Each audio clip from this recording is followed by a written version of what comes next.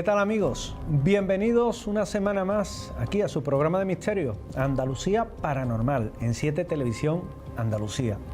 Un programa, el de hoy, que debido a las fechas en las que nos encontramos va a ser íntegramente dedicado a la Navidad, a los enigmas navideños, a todo aquello que rodea el nacimiento de Jesús de Nazaret y los muchos hechos que aún desconocemos precisamente de ello. Este programa de hoy va a tratar desde el respeto, desde la historia, también un poco desde el fervor, de arrojar respuestas y luz sobre todas esas cuestiones.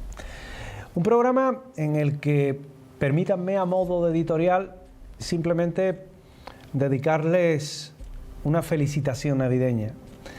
Son fechas en las que vamos a estar con la familia, con los amigos, con las personas al fin y al cabo que queremos, y en la que todo van a ser buenos deseos, pero trasladen esos buenos deseos a todo el año, que no se quede simplemente en estas fechas. Todos los días pueden ser Navidad, todos los días pueden ser el momento idóneo para hacer una buena acción o para ayudar a los demás, para ayudar al prójimo. Déjense llevar por ese espíritu navideño, pero todo el año. Por mi parte, simplemente desearle una feliz Navidad, unas felices fiestas y que tengan todos aquellos que se merecen prosperidad y salud. Y con esto comenzamos nuestro especial de Navidad aquí en Andalucía Paranormal. Hay fechas en el año que celebramos por tradición. Están cargadas de simbolismo. Simbolismo que implica el conocimiento de todos los ritos y conmemoraciones que celebramos y que, sin embargo, son, para la mayoría, grandes desconocidos. ¿Se ha preguntado alguna vez por qué celebramos la Navidad un 25 de diciembre y no otro día? ¿Es acertado celebrar el nacimiento de Cristo en esa fecha?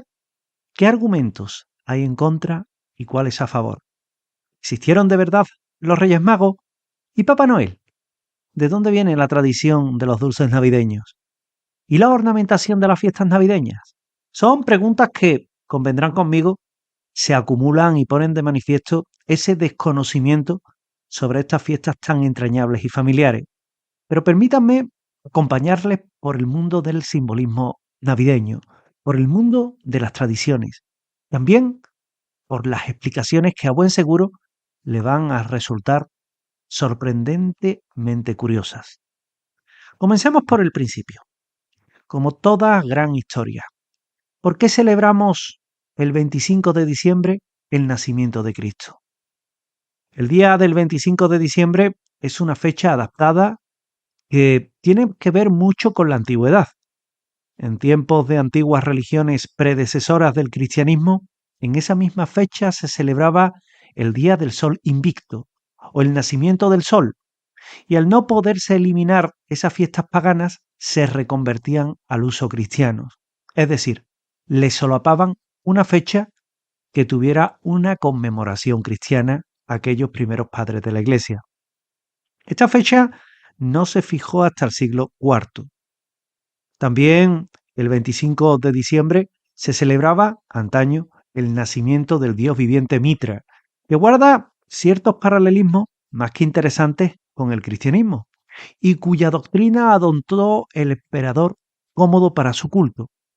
Aparte de ello, en esta fecha también se celebraban cultos al dios Apolo, y sería el Papa Honorio, en el año 440 de nuestra era, quien impondría esa fecha devorando tradiciones y ritos coincidentes. De esa forma, eliminaba ese problema de un plumazo.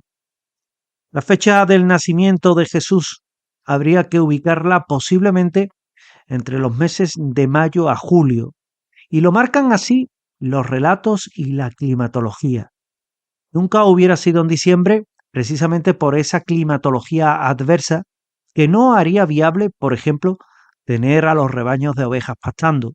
El frío podría acabar con su vida.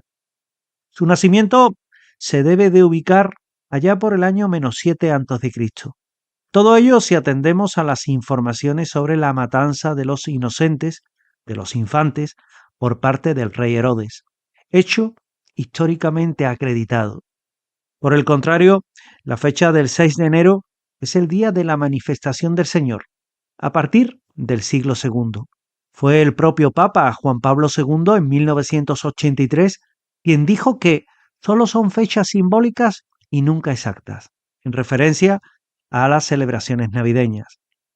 El Papa Fabián, en el siglo III, consideró sacrílego a los que trataban de datar la fecha del nacimiento de Jesús, que se dató posteriormente entre los 6 y 10, en cuanto a días, de enero, y la fecha del 25 iba a quedar marcada como opción para desbancar esos referidos antiguos cultos solares.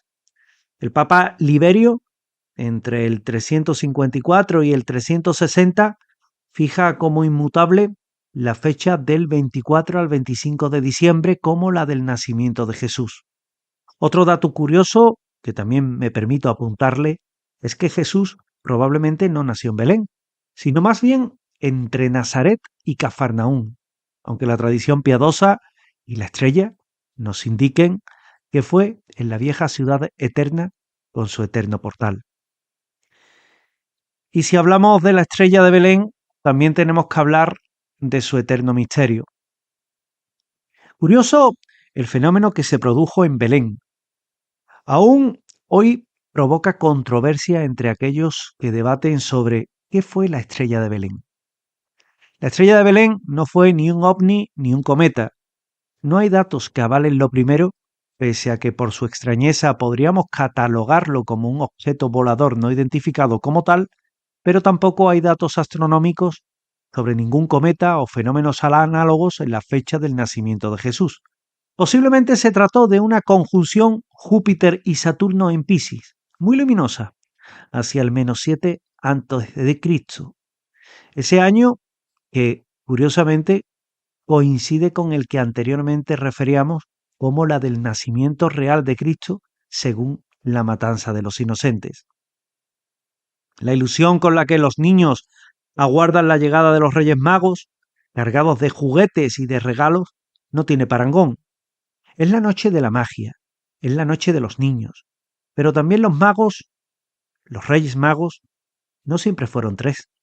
Su número varió a lo largo de la historia e incluso al rey Baltasar no se le convirtió en rey mago negro hasta el siglo VI para simbolizar las razas en la tierra, y que por necesidades de la iglesia de aquellos tiempos, rey negro, que habitualmente era el que traía el carbón a los niños cuyo comportamiento había sido malo. Y con el tiempo, esa imagen se fue dulcificando, convirtiéndose en el rey mago que mejores y más regalos da a los niños. Según los escritos atribuidos a San Mateo, los reyes no eran reyes, sino magos. Incluso se les representaba originariamente con el gorro frigio de mago, y sus nombres no aparecieron hasta el siglo VI. Los reyes magos, hasta el siglo IV, fueron 2, 4, 6, 12, hasta 60. Incluso se les puso la edad a cada uno de ellos. En el siglo XV, Pectus de Natalibus fijó que Melchor tenía 60 años, Gaspar tenía 40 y Baltasar tenía 20, representando simbólicamente y de esta forma las edades del hombre. La descripción física discrepaba de las narraciones que existían en la época. Los Reyes Magos hacen su primera aparición en representación pictórica en un mosaico de San Apolinar Nuevo en Rávena, en el siglo VI. Su celebración en Europa no comienza hasta el siglo VII, aunque diferentes historiadores lo calculan también en torno al siglo V o VI de nuestra era. Es Tertuliano, en el siglo III, el que, para evitar la mala fama de los magos persas, los transformó en reyes de Oriente, con todo su boato de realeza y magnificencia, siendo a partir del siglo XIX cuando los Reyes Magos comienzan a traer juguetes a los niños y se populariza la tradicional carta a los Reyes Magos. Hay una bella simbología en los presentes que le llevan al niño al portal. Todos significan algo y llevan implícita toda una carga socio-religiosa. Aquellos magos venidos del Oriente dejaron 3 regalos valiosos: oro, incienso y mirra. A los profanos les parece la bella historia de la adoración. Sin embargo, tiene un significado oculto. El oro es el regalo que se le hace a un rey, el incienso, el regalo que se le hace a un dios, y la mirra es el regalo que se le hace a un hombre, aunados todos en la figura de Jesús. La primera vez que se recrea el tradicional portal de Belén, el nacimiento de Cristo al fin y al cabo, fue en un pequeño nacimiento o portal de Belén de San Francisco de Asís, en el año 1225, que montó aquel primer portal de Belén improvisando según los datos que le llegaron. El verdadero portal no fue un establo, sino que fue posiblemente una cueva o una gruta, alejándose así pues de nuestra actual representación piadosa. La escena del buey y del asno se debe a una mala traducción mezclada con un texto de Habacuc. El Belén lo introdujo en España, y hay que saberlo, el rey Carlos III, en el siglo XVIII, una tradición importada desde Nápoles, donde era habitual que se tuviera precisamente ese tipo de escenografía recordando el nacimiento de Cristo. También es muy de allí el obispo San Nicolás, por aquello de San Nicolás de Bari. No obstante, comencemos diciendo que Papá Noel o Santa Claus es una referencia a San Nicolás, personaje piadoso que repartía comida entre los necesitados, y que su transformación en Papá Noel se debe a que este último es un personaje real deformado con el paso del tiempo. Le ocurre un poco como a Halloween.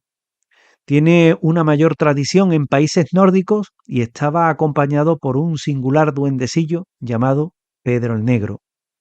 Decía aportar una lista con los niños que habían sido buenos o malos, a los que compensar o no con golosinas. En cualquier caso, su figura fue realzada en el siglo XIX por Clement Clark Moore, y en unos relatos lo ubica con renos, regalos, chimenea, trineo y un reno llamado Rudolf, que es el bueno de Rudolf, bastante friolero. Thomas Nast lo americaniza y Coca-Cola sería el que le da su apariencia actual en el año 1931, con los colores corporativos, el rojo y el blanco. Anteriormente era verde y negro. Su origen festivalero hay que buscarlo en Nueva Ámsterdam, en lo que hoy día es Nueva York. La colocación del árbol, adornado como ornamento conmemorativo de las fechas navideñas o árbol de Navidad, es una tradición que procede de los pueblos del norte, que no adoraban imágenes. Se le llama árbol de la vida, de la luz o del Edén, y cada rama era engalanada con una luz, símbolo de la vida, y que posteriormente diferentes pueblos lo simbolizan como el Redentor, tales como por ejemplo Alsacia, pueblos germanos y escandinavos que también cogerían y adoptarían esa misma tradición. Fue el príncipe Alberto y la reina Victoria I de Inglaterra quienes lo introducen en el Reino Unido, y de allí los emigrantes a los Estados Unidos alrededor del año 1845. La estrella que corona el árbol, con su típica forma de 5 puntas, es el emblema contra el mal. Es un símbolo de protección que protege contra el mal y atrae la felicidad. Aunque cuando se le representa con una especie de cola, es como si hiciera referencia a un cometa, como si la estrella de Belén hubiera sido un cometa, algo que ya hemos descartado. Las fechas de la Navidad también nos hacen navegar por diferentes curiosidades que a lo largo de los tiempos han ido surgiendo teniendo como argumento a la propia Navidad. Así nos sorprendemos al saber que la Lotería de Navidad surgió como una idea para financiar la Guerra de la Independencia en España, dada la imperiosa necesidad de fondos para poder llevar ingresos a las arcas del Estado y al paupérrimo estado financiero del país en aquella época. Un popular dulce del que todos hemos disfrutado y que tiene un carácter también simbólico es el roscón de Reyes. Simboliza la corona de los reyes y a quien le toca el regalo se convierte en rey mago por un día. Era llamado como rosco de lava. Por el contrario, al que le toca la legumbre, debe abonar el valor del dulce como símbolo de generosidad y de redención. Y es una tradición que data de la Edad Media, aunque también se ubica en tiempos de Roma. No pueden faltar en estas fechas los típicos villancicos. Si bien antes debemos de saber que los villancicos eran parte de canciones amorosas y cortesanas del siglo XV y XVI. En siglos posteriores lo convirtieron en canciones populares.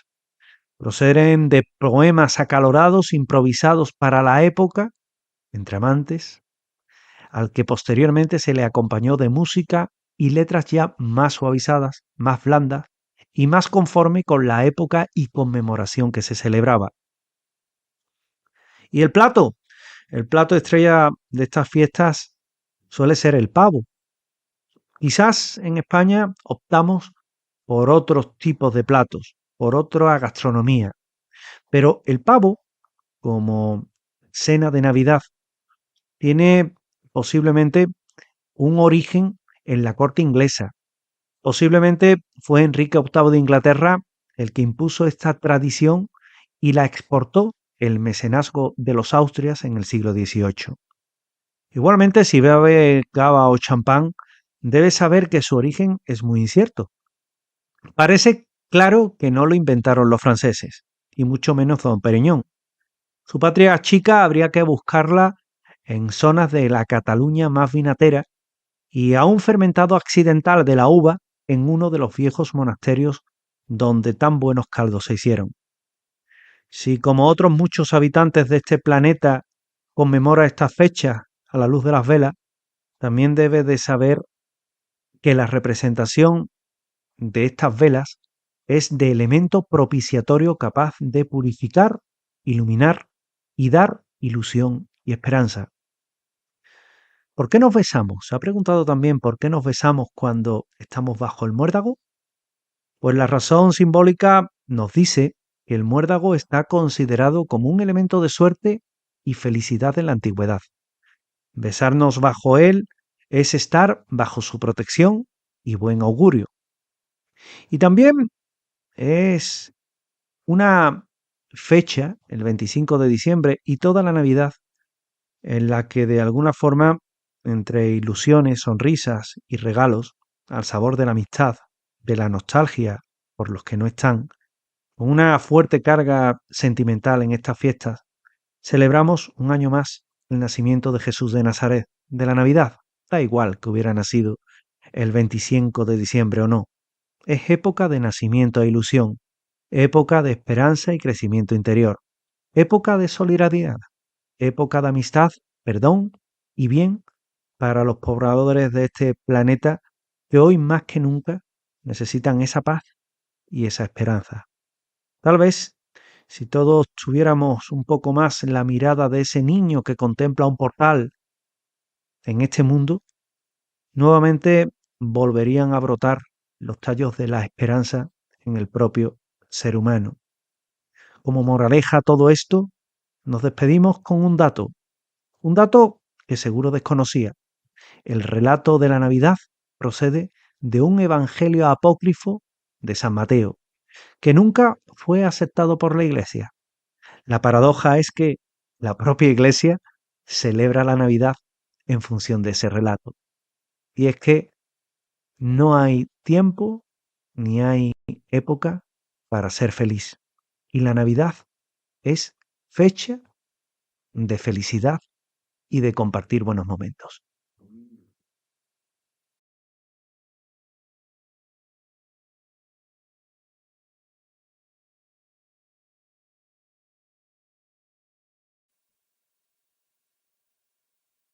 Cuando Jesús nació en Belén, en Judea, en los tiempos del rey Herodes, vinieron a Oriente, Jerusalén, unos magos, diciendo, ¿dónde está el rey de los judíos, que ha nacido? Porque su estrella hemos visto en el Oriente y venimos a adorarle. Así lo describía en su Evangelio San Mateo, haciendo una de las primeras referencias a la estrella de Belén. Este fragmento se viene a completar con unos versículos tras la entrevista de los Reyes Magos con el rey Herodes. He aquí que la estrella que habían visto en el oriente iba delante de ellos hasta que, llegando, se detuvo donde estaba el niño. Y al ver la estrella, se regocijaron con un gozo muy grande.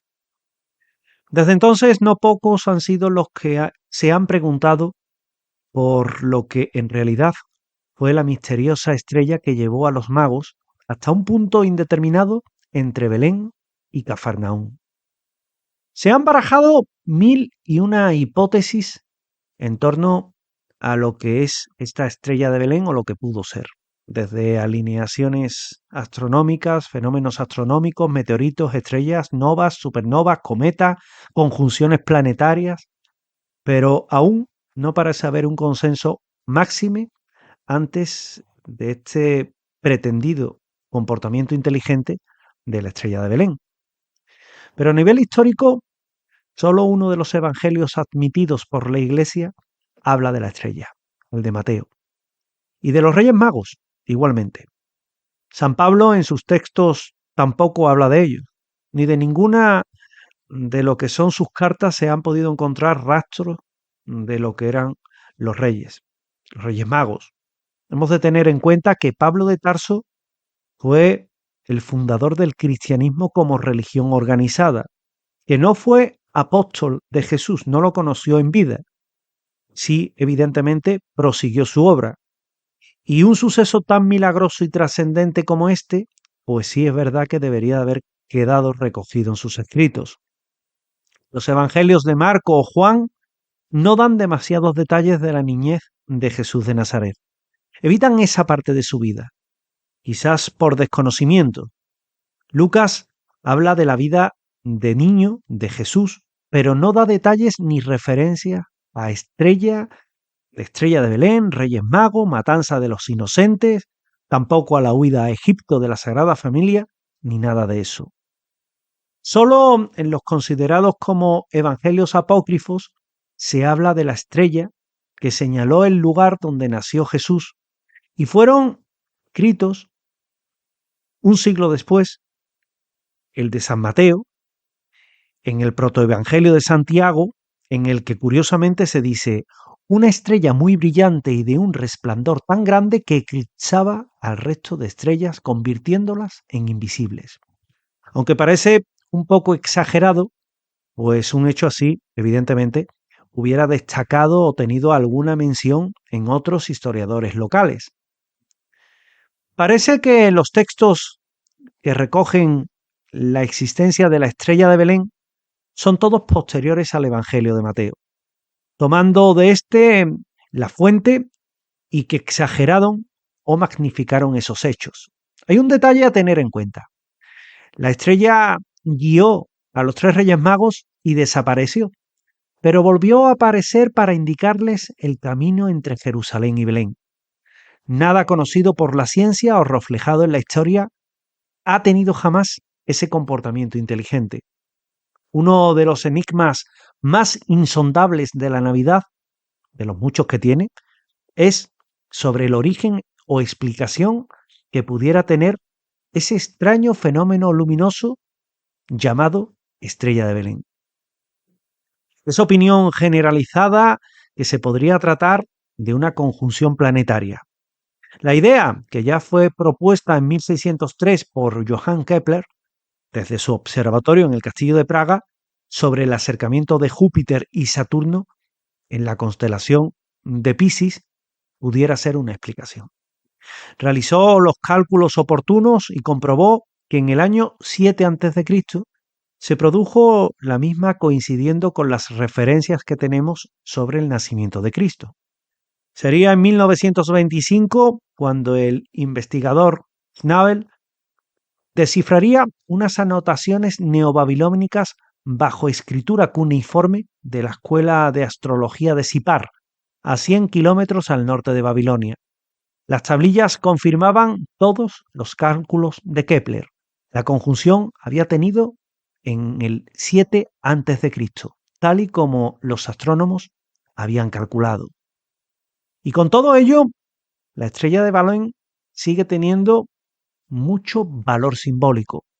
Por ejemplo, Isaac Abravanel en el siglo XV decía que para los astrólogos hebreos el Mesías debía nacer durante la conjunción de Júpiter y Saturno en la constelación de Piscis. Lo que no explica es el comportamiento inteligente de la misma cuando se detuvo sobre el portal de Belén. En el Evangelio armenio se habla que Jesús de Nazaret nació en una cueva y sobre ella apareció una nube luminosa y una columna de vapor ardiente. Otros, más extremos, creen ver en la estrella un ovni. Lo que sí es cierto es que parece ser un misterio máxime en la forma en la que fue narrado, que determina mucho la interpretación de la misma. El valor alquímico de la estrella de Belén también es importante. Sirvió de guía para los Reyes Magos para llegar a un remoto establo, en teoría. Ya hemos visto que posiblemente fue una cueva, una gruta, y que sería donde María dio a luz al niño Jesús. Sobre lo que pudo ser ha sido motivo de no pocas conversaciones, artículos e incluso libros. Pero la estrella de Belén tiene una curiosa lectura histórica que a buen seguro desconoce. Más allá de lo que pudo haber sido, nos debemos acercar a la vertiente alquímica, donde los trabajos se culminaban con una estrella en la redoma donde se debía concluir la gran obra. Fulcanelli, reconocido y anónimo alquimista escondido tras ese seudónimo, decía en su obra Las moradas filosofales que la estrella terrestre, antorcha oculta de nuestra Navidad, será la marca probatoria de la unión del cielo y la tierra, o, como describe Filaleteo, de la unión de las virtudes superiores con las cosas inferiores. Así que referirse a nuestra natividad, a la Navidad, lo que desea realmente es conseguir la piedra filosofal que es equiparada al nacimiento del niño Dios. Así, en la conclusión de la gran obra, se representa a este como un infante luminoso, un niño divino o una estrella. ¿Le suena? Seguramente sí. Eugène Cancellet, que fue uno de los discípulos de Fulcanelli, decía: para nosotros que trabajamos por vía seca en el horno, la morada filosofal, a la vez la más humilde y la más opulenta, es la caverna de Belén, donde la Virgen María dio a luz al divino niño. Así el trabajo alquímico, interior y práctico es una imitación de la Natividad. La Navidad, con la caverna, cueva o portal, la Virgen, el niño divino, tienen una correspondencia alquímica, y ella se produce referenciada por la aparición de la estrella de Belén, cuyos rayos, en alquimia de Mercurio, es el anuncio que se va por el buen camino. Y esta historia no deja de ser curiosa, a la vez que nos indica la riqueza cultural de nuestras tradiciones y sigue un enigma en todo lo alto. Sigue un enigma que nos va a acompañar siempre. ¿Qué fue la estrella de Belén? Esa es la gran pregunta que de momento no tiene respuesta.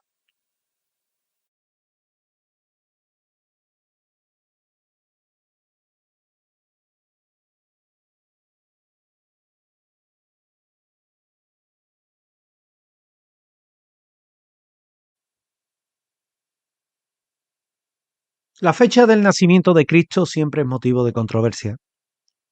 En los últimos años ha decrecido la misma por los numerosos estudios que poco a poco van descubriéndose, y también nos queda claro que el 25 no fue el día del nacimiento y sí una forma de asimilar los cultos solares y paganos y transformarlos o convertirlos al cristianismo incipiente, haciéndolos coincidir con el culto al nacimiento solar, a Apolo, a Mitra, y de alguna forma, para el astrónomo y el teólogo Dionisio el Exiguo, Jesús habría nacido el 753 de lo que se llamaba Ab Urbe Condita, que era el tiempo de los romanos, y que pasaría a ser el 1 de nuestra era, del Anno Domini, y posteriormente el llamado D.C., después de Cristo, marcándolo como el inicio de nuestra era. Pero el problema viene a seguir las pistas del nacimiento de Cristo a través de los textos bíblicos e históricos. Así, se nos indica que la matanza de los inocentes por parte del rey Herodes el Grande, muriendo hacia el 4 a.C., fue que debió nacer entre el -7 y el -4, y no en el 1, pues el 0 como punto de partida no existe en ese arranque del calendario. Eso, como mínimo, aunque no hay expertos que no apunten realmente que hacia el -6 o el -7, es decir, el año sexto o séptimo antes de Cristo, sería la fecha exacta del nacimiento de Cristo. Posiblemente también porque es una fecha que venía a coincidir con los relatos que se hablan precisamente de la matanza de los niños por parte del rey Herodes. La fecha de la muerte de Cristo también es objeto de polémica. Conocemos su llegada a Jerusalén con motivo de la Pascua, en marzo del año 30. Es ajusticiado y crucificado antes del Sabbat, coincidiendo ese año con la Pascua, que se celebraba el día 15 del mes del Nisán, calendario judío, en el periodo de referencia que solo cayó 2 15 en sábado, el del año 30 y el del año 33.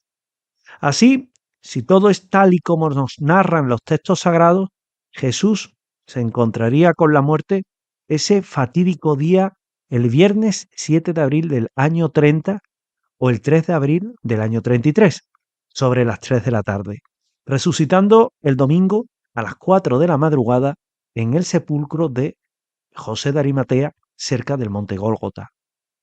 Entre ambas fechas, posiblemente la segunda del 3 de abril del año 33 es la que más opciones tiene, puesto que todos argumentan que Jesús de Nazaret murió con 33 años. Se ajusta más a los 3 años que predicó Jesús, tal y como citan los evangelistas. Además, cuando se produce su fallecimiento, hay un raro fenómeno solar. Realmente es un eclipse, ya que Poncio Pilato relata lo ocurrido al emperador Tiberio diciendo: el sol se oscureció, salieron las estrellas en el cielo, y todas las partes, las gentes, encendieron lámparas. La ciudad de Jerusalén temió un castigo divino, e incluso uno de los centuriones romanos se arrodilló y dijo: en verdad, este era hijo de Dios. Estos hechos nos hacen pensar que se produjo ese eclipse parcial de luna y justamente estaríamos en un radio de 10 años para este fenómeno, entre el 26 y el 36, pero coincidiendo con el gobierno de Poncio Pilato en la levantisca ciudad de Jerusalén, el producido el 3 de abril del año 33 a las 6:20, lo avalan también prestigiosos astrónomos como Lavín Mircea o Tiberio Oproio del Instituto Astronómico de Cluj en Rumanía. Aunque en honor a la verdad, los cristianos y los que tienen fe siempre llevarán otras fechas en el corazón, quizás por tradición, quizás por devoción, pero lo único cierto es que la figura de Jesús de Nazaret va más allá de la propia historia. Celebramos el 25 de diciembre el nacimiento de Cristo, pero primero en culturas paganas en Egipto, en el mitraísmo, en el Imperio Romano con el culto a Apolo, en los antiguos celtas, en los antiguos pueblos germánicos, todos rendían culto a sus dioses o al sol, incluso antes del nacimiento de Jesús de Nazaret, y todos un 25 de diciembre. Cuando el cristianismo se aprueba como religión oficial del imperio, merced a Constantino el Grande, tras el concilio de Nicea, muchos son los cultos solares que estaban enraizados en esa fecha, que no podían ser eliminados, y se ideó una fiesta para solaparlos e irlos quitando. Esa fiesta sustitutiva era la del nacimiento de Jesús. Y la verdad es que a los cristianos del siglo II, la fecha del nacimiento de Cristo les era indiferente. Era más importante la Pascua de Resurrección. Pero a medida que el cristianismo se extendía, surgía la necesidad de celebrar su nacimiento, y los teólogos comenzaron a investigar en las Sagradas Escrituras sobre la fecha del nacimiento. El radio fue grande, Iba desde el 6 de enero al 25 de mayo. La tensión entre los grupos que abogaban por unas fechas u otras era tan fuerte que el Papa Fabián en el siglo III debió intervenir. En opinión de Clemente de Alejandría, Jesús nació el 25 de mayo. Menos en diciembre por el frío, la fecha más idónea era la que tiene tiempo estival. San Lucas dice en su Evangelio: había en la región unos pastores que pernoctaban al raso, y de noche se turnaba entre ellos para velar por el cuidado de los rebaños. Así que hemos de situarlo en el verano o en una época más cálida. El pastoreo en Israel se producía entre primavera y otoño, pero nunca en invierno. El Papa Liberio I, que tuvo su pontificado entre el año 352 y el 366, dictó de forma inmutable que Jesús nació un 25 de diciembre, haciéndola coincidir con una de las fechas más importantes del paganismo romano, la fecha del Natali Solis Invicte, el nacimiento del sol victorioso. Pero en la elección de esta fecha influyeron personajes como el Papa Julio I, igualmente San Juan Crisóstomo o Gregorio Nacianceno, que contribuyó a la doctrina trinitaria. Gran parte de la población romana era ya cristiana y bautizada, y poco le importó esta adaptación a la vieja tradición y festividad pagana. Fue Furio Dionisio Filocalo quien en el año 354 hablaba en su almanaque del nacimiento de Christus in Belén Judae, y lo fecha en el octavo Calendas Jaunari, es decir, en el 25 de diciembre. San Agustín estaba en claro enfrentamiento con todo ello, pues era partidario que el 25 de diciembre se dedicara al día del creador del sol, y por ello, para él, estaba la fecha fijada. El Papa Juan I, en el siglo VI, con su consejero Dionisio el Pequeño, el Exiguo, dijo que el nacimiento de Cristo fue en el año 754 de la fundación de Roma. El día de la encarnación fue el 25 de marzo, cercano al equinoccio, y 9 meses más tarde nació, justamente, adivinan, un 25 de diciembre. Y es que parece que todo esto se ha ido amoldando en función de la propia necesidad del ser humano, en función de la propia necesidad de explicar determinados planteamientos que tiene el ser humano. En las tradiciones religiosas más antiguas encontramos casualidades que rozan lo imposible. 3 de ellas se dan en 3 personajes importantes, vitales para 3 religiones: Buda, Krishna y Jesús de Nazaret. Y hay casualidades imposibles. Tomemos uno de ellos al azar y conozcamos su vida. Nació un 25 de diciembre de una madre virgen, una estrella anunció su nacimiento, con pocos años ya enseñaba a los sabios del templo, el espíritu del mal que lo tentó cuando realizaba ayunos en pleno desierto fue bautizado, curó enfermos, mandó vivir en la pobreza, realizó prodigios con alimento dando de comer a una multitud, y no es Jesús de Nazaret, es Buda. Veamos otro de ellos. 25 de diciembre. Su nacimiento fue anunciado, una estrella marcó el lugar, su madre Devaki era virgen y nació en una cueva que una estrella iluminó durante el parto, las vacas se inclinaron para adorarle, vivió un incidente en el que el rey Kansa lo buscó cuando era un niño para tratar de darle muerte, hizo milagros, resucitó a los muertos, curó a los ciegos, a los leprosos, a los sordos, murió crucificado y por la herida de una flecha bajó al infierno y al tercer día subió a los cielos, donde le esperaba y le espera el segundo advenimiento. Nuevamente le pregunto, ¿Jesús de Nazaret? Pues no, por los nombres ya lo habrá adivinado. Se trata de Krishna. Las coincidencias son enormes, máxime cuando Buda, Gautama, nació en el siglo IV a.C. en Sarnath, Uttar Pradesh, en India, y de Krishna hay menciones en el Mahabharata hacia el siglo III a.C., donde se encuentra el Bhagavad Gita, y en sus enseñanzas son, por tanto, cultos que podemos considerar anteriores. También de la vida familiar y de los años perdidos de Jesús de Nazaret poco sabemos, quizás porque la parte pública de su vida ha eclipsado todo lo demás y quizás porque poco tiempo dedicaron a ella los evangelistas y aquellos que escribieron sobre la figura del Rabí de Galilea. Así, la imagen que se nos ha querido dar de Jesús es de una persona que no mantuvo contacto con mujeres para también, así, tener su propia castidad.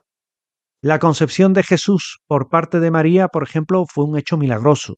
Sin embargo, Jesús tuvo hermanos, tal y como se narra en los evangelios. Así el evangelista San Marcos narra: ¿no es este el carpintero, el hijo de María y el hermano de Santiago, José, Simeón y Judas? ¿No están sus hermanas entre nosotros? Así pues, Jesús de Nazaret tenía esos hermanos y esas hermanas. En la misma línea, el catedrático Antonio Piñero de la Universidad Complutense de Madrid afirma en torno a Jesús que esa suposición de ser hijo único no es defendida por casi nadie. Los llamados hermanos de Jesús lo eran en todo el sentido de la palabra. En el Evangelio de los Hebreos, apócrifo, se escribe: su madre y sus hermanos decían a Jesús. Y Eusebio de Cesarea habla de dos hermanos de Jesús llamados Santiago y Judas. También en estos últimos años existe cierta polémica en torno a si Jesús de Nazaret estuvo casado o no. En la Galilea del siglo I de nuestra era parece difícil que el hijo de un carpintero local, bien parecido, no tuviera esposa. Diferente es que al tomar la vida pública en su camino por predicar la palabra, dejara atrás su vida interior. Pero esa vida anterior poco sabemos. María de Magdala era esa persona próxima a Jesús y la que encarna para muchos lo que pudiera ser el 13º de los apóstoles. Para unos tenía condición de prostituta, para otros no. De hecho, en el seno de la Iglesia no se vio con buenos ojos una relación secreta, y por eso se decide alejar al personaje para también alejarla de la figura del Nazareno. De todas formas, esto es una mera conjetura que hacen diferentes autores. En los documentos del Nag Hammadi, en el Evangelio de María, se dice que los apóstoles estaban celosos de María Magdalena, pues Jesús la amaba a ella más que al resto. Y eso explicaría la animadversión de Pedro hacia la figura de esta mujer. En otro documento apócrifo se dice: la amaba más que a todos los discípulos y solía besarla en los labios a menudo, que es el Evangelio de Felipe. Así, la boda de Caná dicen que se celebraría en honor de los esponsales, que no serían otros que los de Jesús de Nazaret y María de Magdala, en opinión de determinados estudiosos que han dedicado parte de su vida a estos temas y que yo simplemente expongo. Posteriormente vendría la crucifixión del Nazareno y la huida de María Magdalena, que supuestamente habría huido a la Jalia, aunque todo eso, evidentemente, también no deja de ser una conjetura.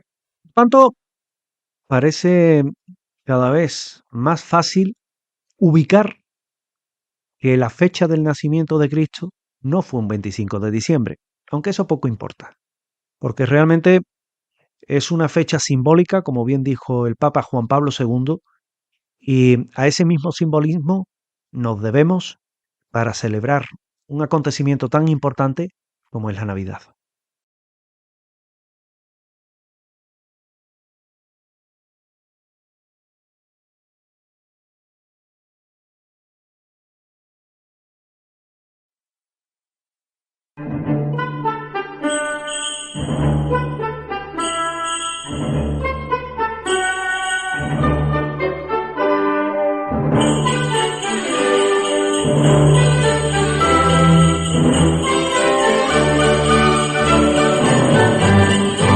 Antagonista de la Navidad y torturador de niños.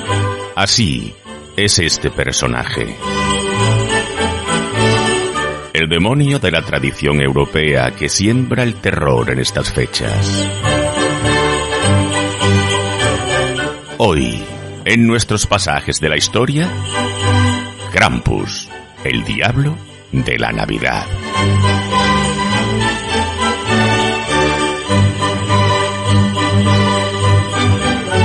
Tanto por su origen religioso como por la tradición comercial que la rodea, la Navidad se asocia con valores positivos.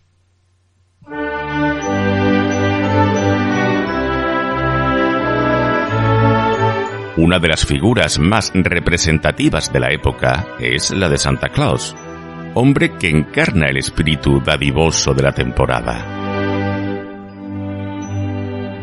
Sin embargo, existe otro mítico ser que enturbia la pacífica y armoniosa imagen que se suele tener sobre estos tiempos.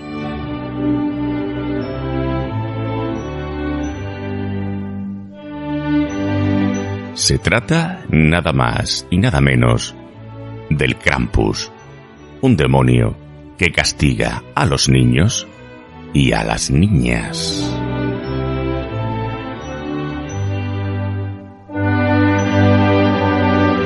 Santa Claus es uno de los personajes favoritos de la infancia, pues es un hombre bondadoso que trae regalos a los niños bien portados.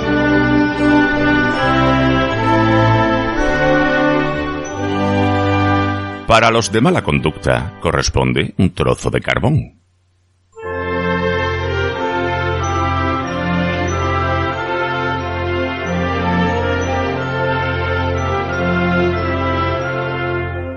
La costumbre relacionada a este ser dicta lo anterior.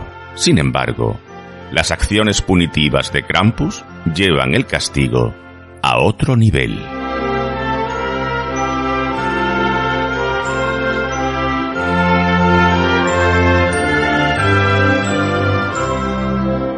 Krampus, una criatura mitad cabra, mitad demonio, es el encargado de atemorizar a los infantes que se portan mal en Navidad.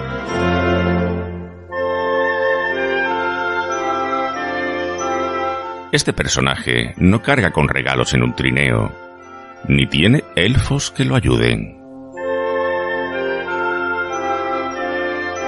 Contrario a todo ello, cuenta con cadenas y palos de abedul que usa para golpear a los niños malcriados que se ha llevado consigo al inframundo.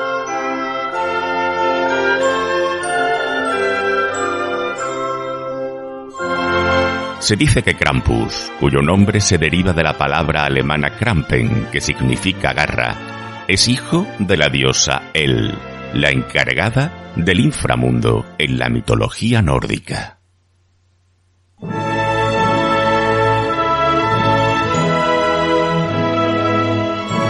Esta bestia de la Navidad comparte algunas características físicas con criaturas de la antigua concepción griega, como son los sátiros y faunos.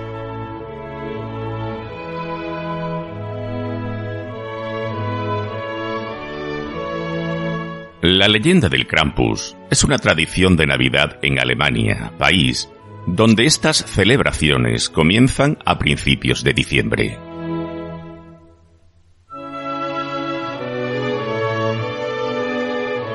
Según el folclore, Krampus aparece la noche del 6 de ese mes, misma que es conocida como Krampusnacht, la noche del Krampus.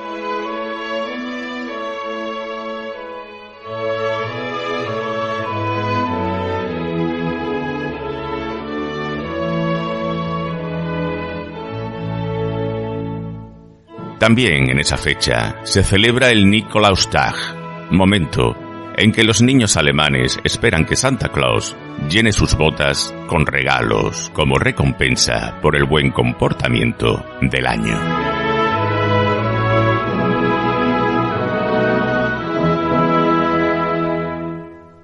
Por muchos años, la Iglesia Católica suprimió la presencia del Krampus y la prohibió en las celebraciones navideñas.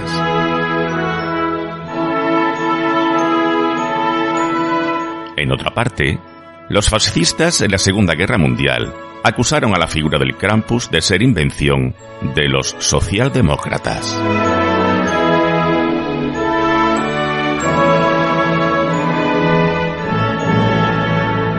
Sorpresivamente, Krampus ha tenido un regreso a las tradiciones navideñas con enfoques más modernos, debido a que las nuevas generaciones ya no se asustan con este tipo de leyendas, y a la cultura pop, puesto que la gente busca celebrar estas festividades de formas poco tradicionales.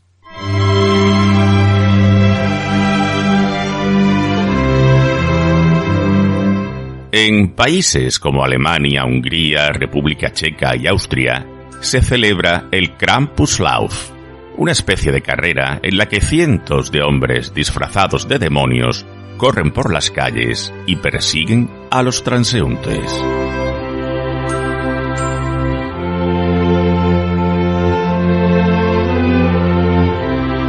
Hasta en Estados Unidos, la gente está sumándose a la moda de las fiestas de Krampus.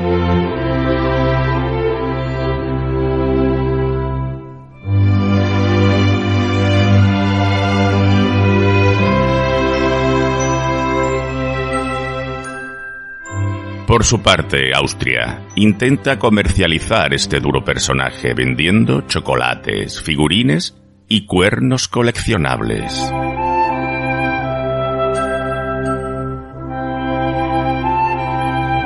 Aunque, todo hay que decirlo, hay quien empieza a quejarse de la excesiva comercialización de Krampus. Parece que a Papá Noel le ha salido competencia en su propia casa.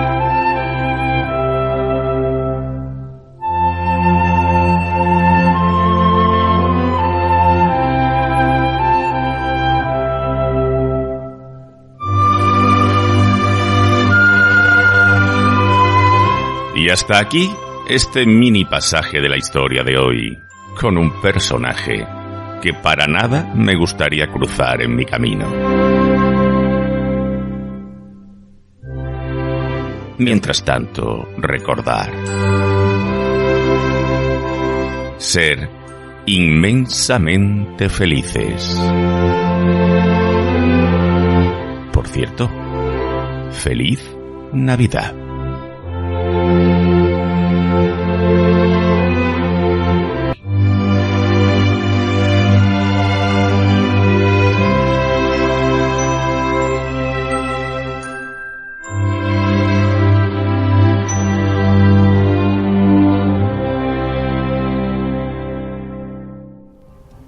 Y hasta aquí este programa de hoy de Andalucía Paranormal. Espero que hayan aprendido un buen número de enigmas, que hayan resuelto también algunas de esas dudas que tenían y que de alguna forma hayan tenido ese acceso a lo que es la información que al fin y al cabo pone de manifiesto que la Navidad también es tiempo de misterio. Por mi parte, reiterar: feliz Navidad y felices fiestas. Hasta la próxima semana, aquí, en 7 Televisión Andalucía. Andalucía Paranormal. Gracias.